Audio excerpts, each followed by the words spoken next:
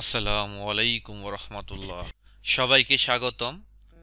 এই টিউটোরিয়ালটি মূলত এইচএসসিতে যারা প্রথম আইসিটি পড়তেছেন তাদের জন্য।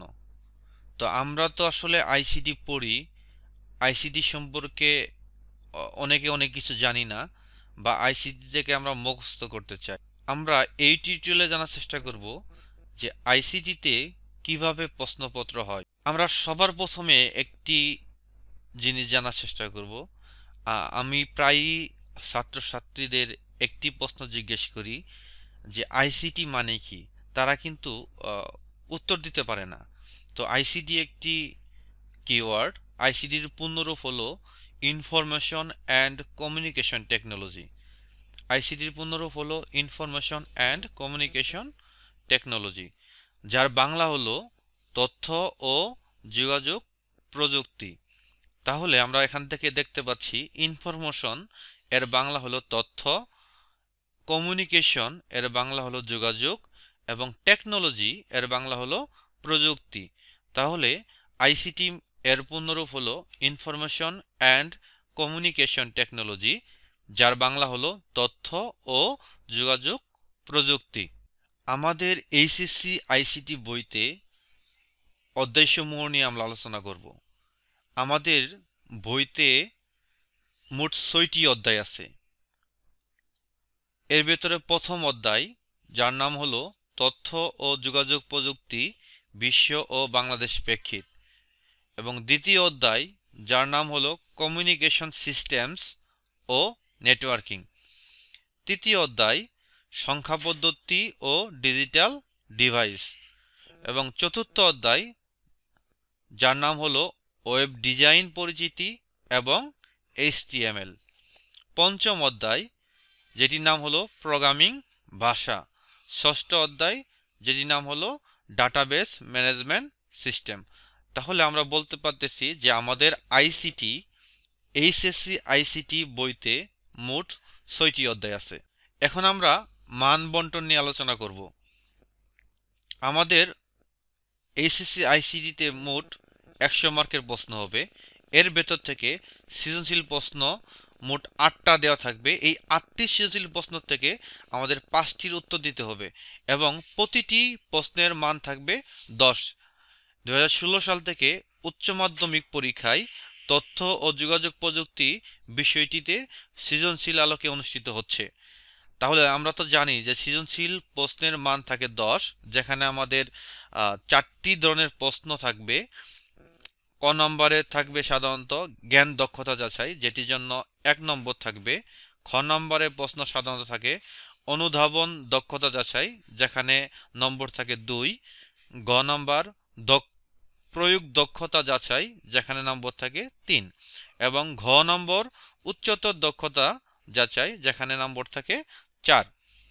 এখন আমরা দেখব যে আমাদের সৃজনশীল টোটাল হলো আমাদের ৮টা দেওয়া থাকবে। ৮টার ভেতর থেকে আমাদের ৫টির উত্তর দিতে হবে, এবং ৫টি সৃজনশীলে প্রতিটা যদি ১০ মার্ক করা হয়, তাহলে আমাদের ৫টিতে হলো ৫০ মার্ক। তাহলে আমাদের মোট সৃজনশীল প্রশ্ন হবে ৫০ নম্বরে। এখন আমরা দেখব বহু নির্বাচনী প্রশ্ন। বহু নির্বাচনী প্রশ্ন, যাকে আমরা এমসিকিউ বলি, মাল্টিপল চয়েস কোশ্চেন। এই এমসিকিউ বা বহু নির্বাচনী প্রশ্ন থাকবে মোট ২৫টা। তো ২৫টা বহু নির্বাচনী প্রশ্ন থাকবে। এই ২৫টা থেকে ২৫টিরই উত্তর দিতে হবে, এবং কোনো বিকল্প প্রশ্ন থাকবে না। আর প্রত্যেকটা বহু নির্বাচনী প্রশ্নের জন্য ১ নম্বর করে থাকবে। তাহলে ২৫টি প্রশ্নের জন্য ২৫ নম্বর থাকবে। তাহলে সৃজনশীল হলো আমাদের মোট ৫০ মার্ক, আর বহু নির্বাচনী হলো মোট ২৫ মার্ক। তাহলে টোটাল মার্ক হলো আমাদের ৭৫, এবং আর ২৫ মার্ক হলো আমাদের ব্যবহারিক। এই টোটাল হলো আমাদের ১০০। এখন আমরা দেখব যে আসলে আমাদের টোটাল আইসিটি বইতে অধ্যায় আছে কয়টি? ৬টি। তাহলে প্রত্যেক অধ্যায় থেকে কমপক্ষে একটি করে প্রশ্ন থাকবে। তাহলে মোট কতগুলো প্রশ্ন থাকবে? ৬টি। তাহলে আমাদের পরীক্ষাতে প্রশ্ন আসে সাধারণত ৮টি। তাহলে আমরা ৬টা। তৃতীয় অধ্যায়ের ভিতরে আমরা ২টা অনুচ্ছেদ, একটার নাম হলো সংখ্যা পদ্ধতি, আর একটির নাম হলো ডিজিটাল ডিভাইস। এই তৃতীয় অধ্যায় থেকে আমাদের সংখ্যা পদ্ধতি থেকে একটা সৃজনশীল থাকবে, এবং ডিজিটাল ডিভাইস থেকে একটা সৃজনশীল থাকবে। তাহলে ৬ অধ্যায় থেকে কমপক্ষে ৬টি, এবং তৃতীয় অধ্যায় থেকে একটি বেশি। তাহলে আমাদের মোট হলো ৭টি। আমাদের প্রশ্ন থাকে সাধারণত 8টা। তাহলে চতুর্থ অধ্যায় বা পঞ্চম অধ্যায় এই দুটি থেকে কমপক্ষে একটি করে থাকবে, এবং চতুর্থ অধ্যায় থেকে দুটি থাকার সম্ভাবনা বেশি, অথবা পঞ্চম অধ্যায় থেকে দুটি থাকার সম্ভাবনা বেশি। তাহলে আমাদের এই টোটাল মার্ক হলো কত? 8টা সৃজনশীল আসলো 6টা চ্যাপ্টার থেকে। আমাদের দিতে হবে মাত্র 5টি প্রশ্নের উত্তর।